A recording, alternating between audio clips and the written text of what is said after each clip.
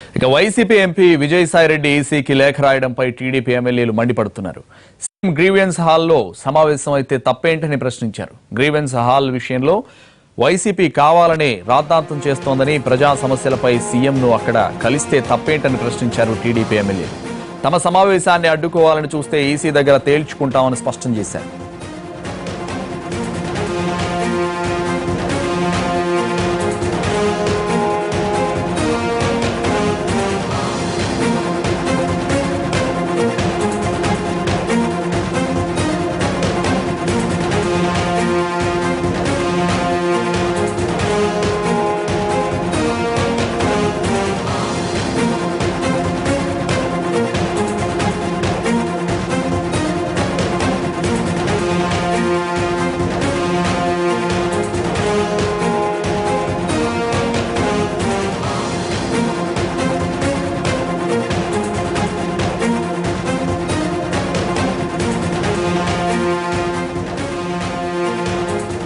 నియోజకవర్గాల వారీగా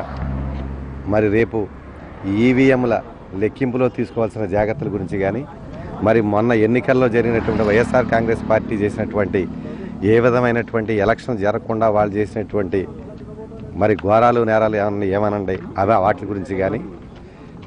మరి రేపు కౌంటింగ్లో మనం అంతా కూడా తీసుకోవాల్సిన జాగ్రత్తలన్నీ చూసుకోవడమే కాకుండా ప్రతి నియోజకవర్గంలో ఓటింగ్ సరళి ఎట్లా ఉంది, మరి దాని మీద మరి ఒక సమీక్ష నిర్వహించడానికి మరి ఈ రోజు అంతా కూడా అందరినీ కూడా రామంటం జరిగింది. దాంట్లో భాగంగా మరి అన్ని జిల్లాల నుంచి కూడా ఎమ్మెల్యేలు ఇక్కడ రావడం జరిగింది. మరి మొన్న జరిగిన ఎన్నికల్లో మా పశ్చిమ గోదావరితో పాటు రాష్ట్రం అంతా కూడా తెలుగుదేశం పార్టీ ముఖ్యంగా ఇక్కడ ఎమ్మెల్యే ఎంపీ ఎవరనేది కాకుండా చంద్రబాబు నాయుడు గారిని చూసి ఈ రాష్ట్ర ప్రజలందరూ కూడా one way war one side అన్నట్టుగా ఓట్లు వేశారన్న వాస్తవాలు ఒక్కొక్కటి కూడా మనకి ఈరోజు తెలుస్తూ ఉన్నాయి. తప్పనిసరిగా 125 నుంచి 135 సీట్లతో తెలుగుదేశం పార్టీ అధికారంలోకి వచ్చి చంద్రబాబు నాయుడు గారు మళ్ళీ ముఖ్యమంత్రి కావడమే కాకుండా ఈ రాష్ట్రానికి రాబోయే రోజుల్లో ప్రజలంతా ఏదైతే కోరుకుంటా ఉన్నారో పోలవరం కానీ, అమరావతి కానీ, పరిశ్రమల స్థాపన కానీ వాటి గురించి మరి ఈ చంద్రబాబు నాయుడు గారి మీద పెట్టుకున్న ఆశలన్నీ కూడా ఓట్ల ద్వారా ప్రజలంతా కూడా మరి నిరూపించారని చెప్పి మరి మేమంతా కూడా ఓటింగ్ సరళిలో గమనించాం కాబట్టి, గ్రౌండ్ లెవెల్లో మేము ఉన్నాం కాబట్టి 100% కూడా తెలుగుదేశం పార్టీ విజయం ఖాయం. ఆంధ్రప్రదేశ్ ముఖ్యమంత్రి వర్యులు నారా చంద్రబాబు నాయుడు గారు ఈ రాష్ట్రంలో నెలకొన్నటువంటి అనిశ్చిత పరిస్థితి ప్రధానంగా ఈ రాష్ట్రంలో ఉన్న ప్రజానీకానికి తాగునీరు, సాగునీరు కోసం ఈరోజు ఈ రాష్ట్రంలో ఉన్నటువంటి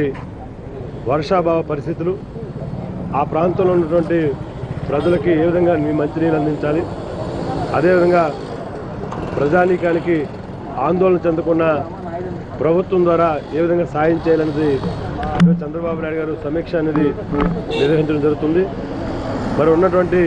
ఎప్పుడు కూడా తెలుగుదేశం ప్రభుత్వం, తెలుగుదేశం పార్టీ బాధ్యతాయుతమైనటువంటి అధికారంలో ఉన్నా అధికారంలో లేకపోయినా ప్రజల పక్షాన నిలబడి ప్రజల కోసం నిరంతరం కూడా పాటుపడినటువంటి నాయకత్వం తెలుగుదేశం పార్టీలో ఉంది. చంద్రబాబు నాయుడు ఎప్పుడు కూడా ప్రజల పక్షాన ఉండి ప్రజల కోసం ఎప్పుడు కూడా మరి సేవ చేసుకోవాలి, ప్రజలకు అందరికీ కూడా అండగా ఉండాలి, ప్రజలకు దగ్గరగా ఉండాలనేది తెలుగుదేశం పార్టీ అన్న నందమూరి తారక రామారావు గారు పార్టీ పెట్టినప్పటి నుంచి ఈనాటి వరకు కూడా తెలుగుదేశం పార్టీ ఎప్పుడు కూడా ప్రజల పక్షాన్ని నిలబడి ప్రజలకు